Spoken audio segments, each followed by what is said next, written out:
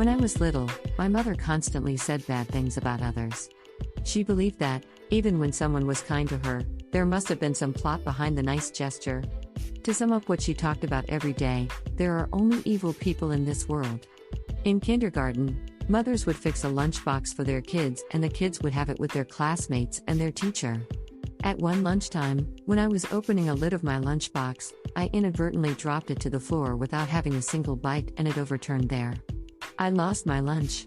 While other kids laughed at me, my teacher, who had been trying so hard to make me play with other kids, cleaned up the mess for me and took me to a small candy store outside the kindergarten. She told me to pick any bread I liked. I picked one timidly, feeling afraid what kind of trap this would be, as I didn't have any money. She suggested one more. I couldn't figure out what was going on and shook my head. She picked one more piece of bread by herself, took out money from her own wallet, and gave all the bread to me. I was stunned. She bought me lunch. It was the first time that someone unrelated to me was so kind to me. Since then, I had started talking to her. Even after I finished kindergarten, I had kept exchanging letters with her and I still sent her a Christmas card every year. She was the first person who destroyed my mother's theory of the evil world and taught me that there were some good people in this world.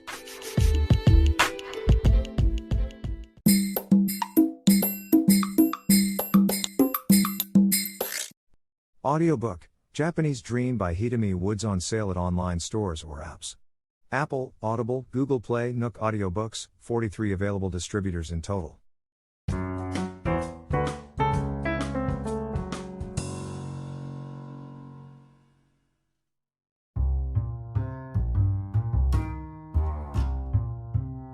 A couple of nights ago, I woke up in the middle of the night when I heard a loud thud. I thought something had fallen from the shelves, but the minute I dozed off, a thud woke me up again.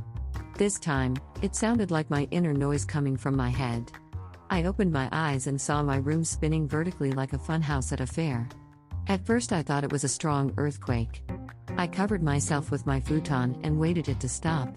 Then I noticed there was no noise of anything that should fall or be broken, though the earthquake was strong enough to make my room upside down over and over. Besides, while my room was rolling, I hadn't fallen from the bed. The room was in dead silence and I lay still. I realized it wasn't an earthquake and removed the futon from my face. The room was still spinning around me violently and finally I understood I was having massive vertigo. Since I had hardly ever had vertigo in my life, fear engulfed me. I wondered if I was dying now and this was how it felt right before people died. I asked myself if I had bumped my head on something earlier or eaten something bad, but I had no idea. Long, terrifying minutes later, the spin stopped. I felt queasy and went to the bathroom to feel better. And then, the bathroom started spinning madly. I held onto the wall desperately not to roll around. When it stopped, fierce nausea hit me. I got back to my bed to lie down, and the incredible amount of sweat began to pour out of me. I had never sweated so much before. It was as if every pore on my skin had spewed sweat all at once with all their force. I saw my sweat dribble down onto the floor and was fully convinced that I was dying.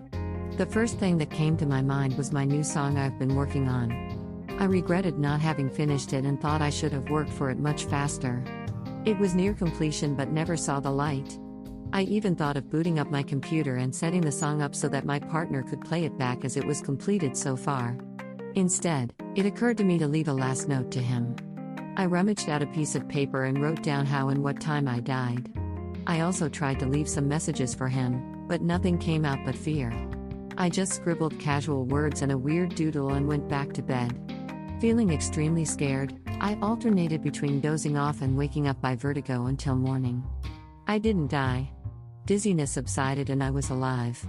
About a week ago, my partner told me that I might die soon because of my continuous lack of sleep.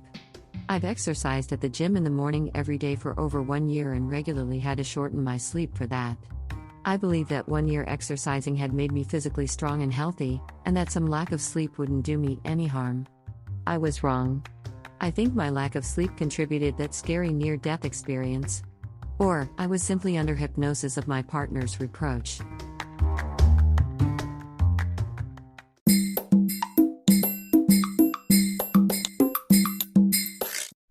Audiobook, Japanese Dream by Hitomi Woods on sale at online stores or apps. Apple, Audible, Google Play, Nook Audiobooks, 43 available distributors in total.